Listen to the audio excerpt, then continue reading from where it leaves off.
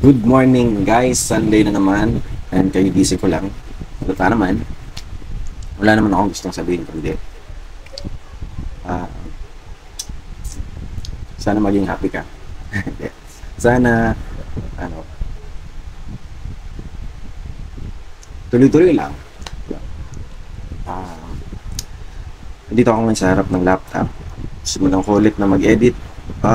Problema lang, mayroong guhit sa screen. Yung problema ko ngayon. So, yung 50 yung ano doon, 15.6 inch na screen. 1/4 kinain na. So, doon na lang ako sa ganyan kaliit na ano, na screen nag-edit. At bago yan, happy muna tayo. Ito solid kasi nakikip niya yung init dahil may takip.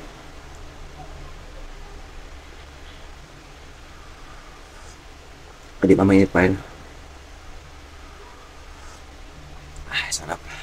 Yan, kape. Tapos, yan, minsan ganyan, direct na ako makain sa kawali para tipid. Tipid sa ulasan.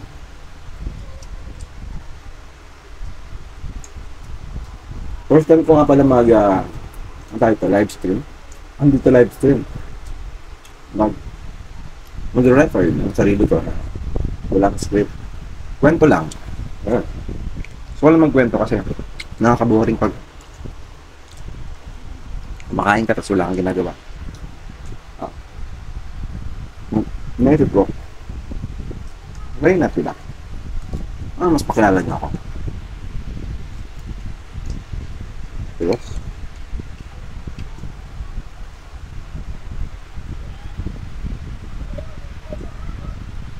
Wala naman ako ibang ginagawa. Hindi gumawa ng content. Hindi nga lang content kasi minsan may mga part-time work ako. Yun nga, related naman din sa ginagawa ko is editing. Kung may mga tanong kayo about video editing, paano gumawa ng video, yun na yung kaya kong i-share. So, dun lang ako. Parang, hanggang kung hindi lang ako. Sakit.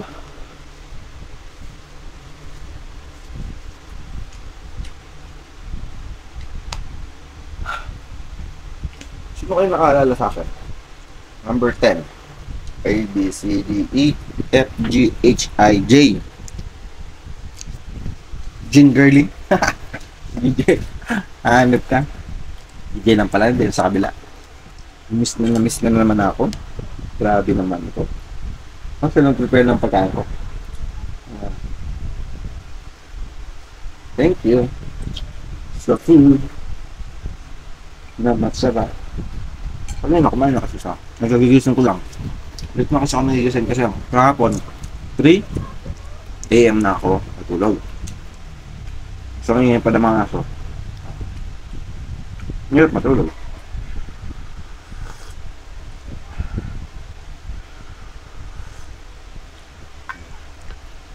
Hindi ko alam kung naririnig ako na kasi nandito yung phone. Meter away. Tapos, pero may headset siya na nakakonect. So, tinetest ko lang kung mga ano ba, kung okay ba yung ganitong setup.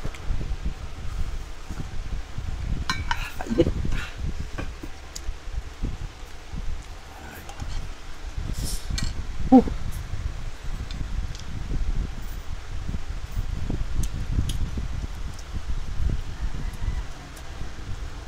4 minutes na pala ako nagdadaldal dito.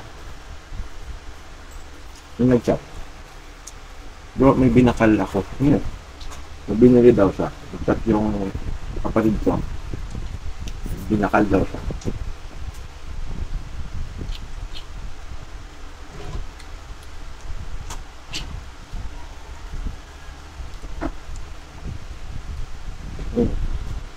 Meron pala akong bagong page kasi meron akong page na marami na yung followers. Okay naman siya. Kaso ang problema, until now, hindi pa natatanggal yung monetization. demonetization na. Nakailang ano na ako, pinawagan ko na, nakausap ko na. Sabi ko, hindi naman naalis. So I've decided na, ano, to start from scratch. Total, dati naman nagsimula ako from zero. Sabi nga ni ano, nag-usap kami nung last time nag-donate ako ng dugo. Kita-kita kami, cluster din si Jenon. Sabi nga, bro, start from scratch. Yung sinabi sa akin, nagawa natin na magsimula sa wala. Kaya ulit natin ulitin. Tama naman, diba? Pero yun, ito yung bagong page ko. Para supportahan nyo. Hindi ko na ipapangako na kaya ko maging consistent na actually everyday talaga mag-post. Pero gagawin ko yung best ko kasi ito lang naman ginagawa ko diba? Bakit di ko galingan kung saan ako no. Mga pagkain nyo yan, everyday ka naglutob, everyday ka makaya. Okay. So yun. Kasi mo na ng pagkain siya. Kailangan lagi ko siyang gawin. Pero, totoo lang time consuming yung pag-edit. Para sa akin, yung pag-shoot mabilis lang. Matagal ko yung ginagawa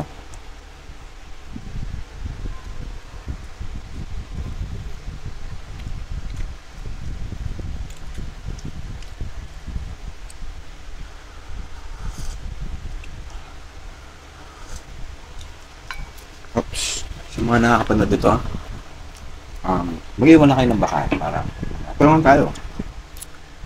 Visit ko yung channel nyo, yung page nyo. Pag nagustuhan ko, follow ko, diba? Maglagay ako sa mga post nyo. Pag nagustuhan ko. Ang tingin ko naman magugustuhan ko kasi para-paras naman tayo ng goal. Diba? Mag-grow. So, let's grow together, diba? Mag-grow ang mga page. Sure yan. Support yan. Follow natin yan.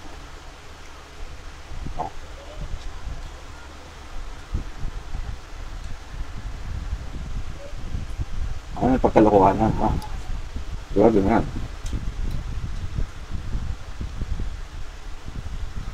Pag mga seryoso, pag-isipan ko muna. Mga 3 minutes. 3 minutes and 5 years. Sabihin mo, sigat ako. Minutes din, sigat.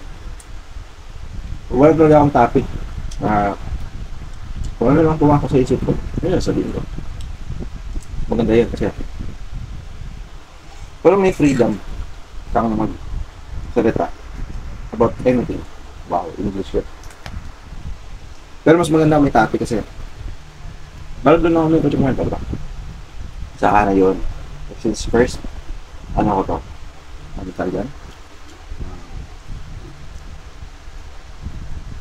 Ano napagod sa ginagawa ko na to? Unedited vlog. Kwento vlog. So, basic lang.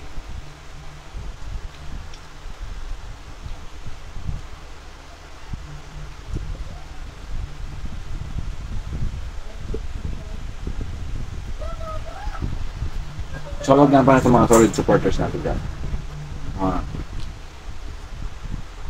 Mga plankster, papa natin, mga calisthenics, mga tropa natin, version 1. Shout out. Di na ako nakabisita dyan pero one of these days, ayusin ko lang tong setup ko dito. Kaya, katapos ng bagyo nakatihirap pag binabahay yung lugar niya, diba? Huwag tayo makagawa, yun talaga. At magamit yung aking balik lang yung internet kaya nag-set ako. Nag-video ako.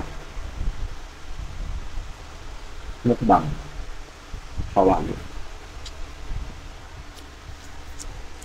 Ang problema nito, pag nakakain ako, nantok ako, nakagigising ko lang.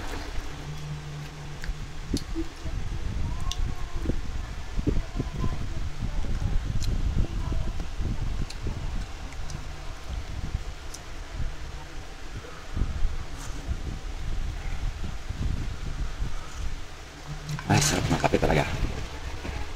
So, pagkatapos magkape, tinapay naman. Parang dessert ko.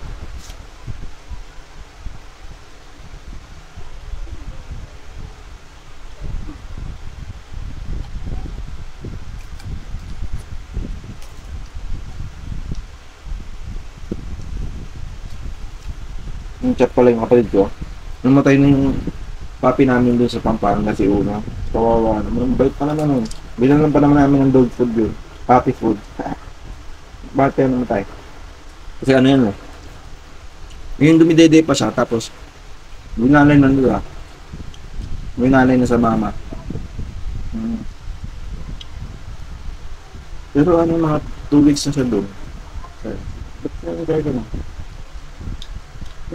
Pag may attachment ka sa isang yun, sa isang bagay, parang nalulungkot ka din kahit 1 week lang kami, mga 5 days na kami nagkasama nun. Yan naman, sobrang cute niyan, taba, tapos ano. Tapos ang bait, ang lambing, ay parang ano, nakakalungkot. Wala na siya.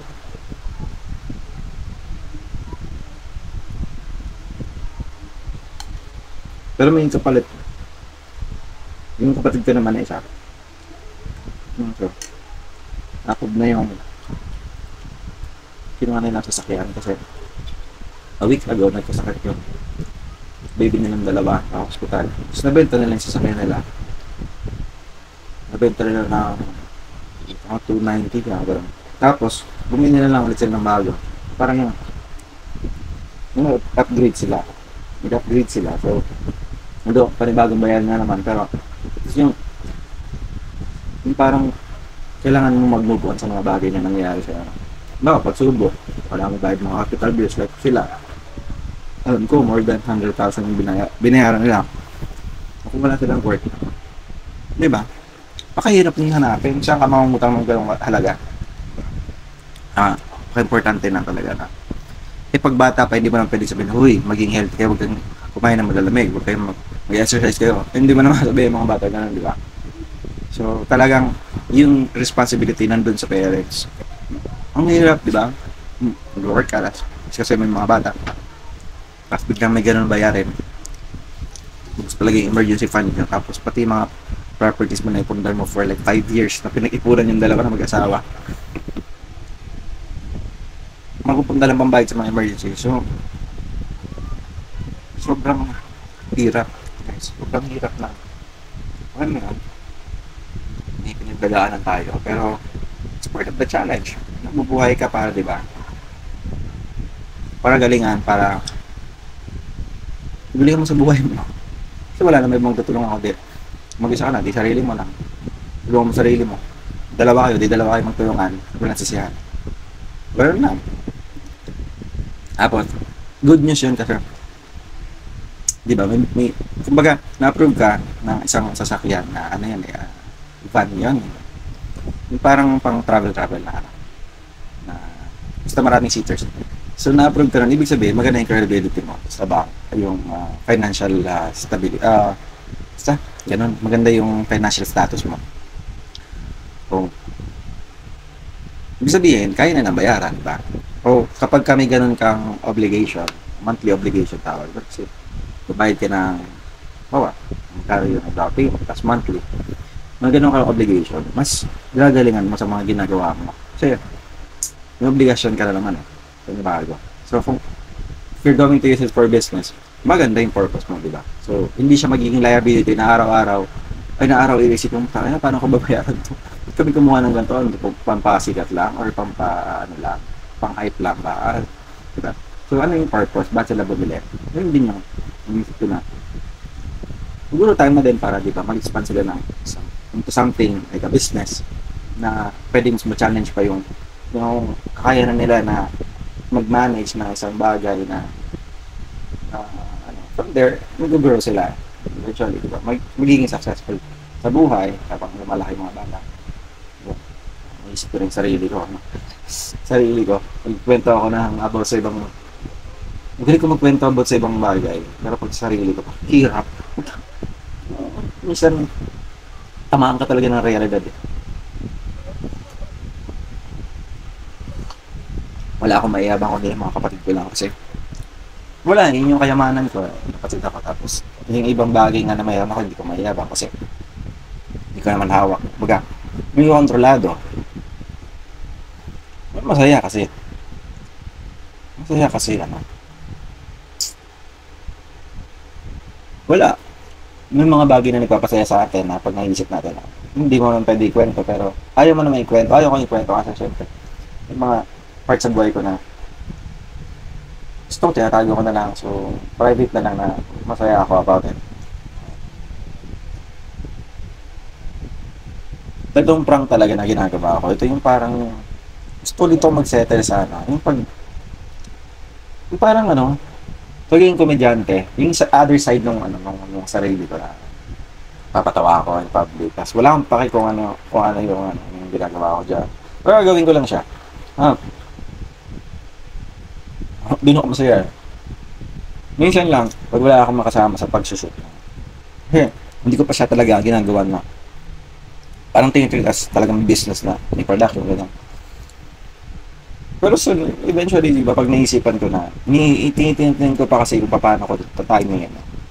So, ayun. Yun nga, may pag i-edit ako lang, i-edit ako lahat. So, kaya ko talagang gawin siya, tuloy-tuloy. Problema na, pag i-edit ka.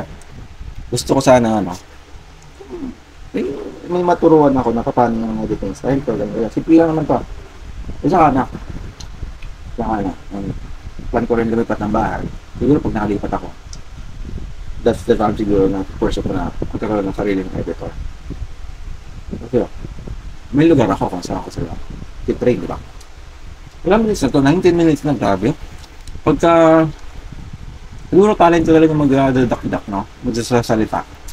Sana sa 19 minutes, 20 minutes na kwento ko dito, ay may napulot kayong konting kakabago ng buhay. No? Yan lang muna ngayon. See you on my next vlog.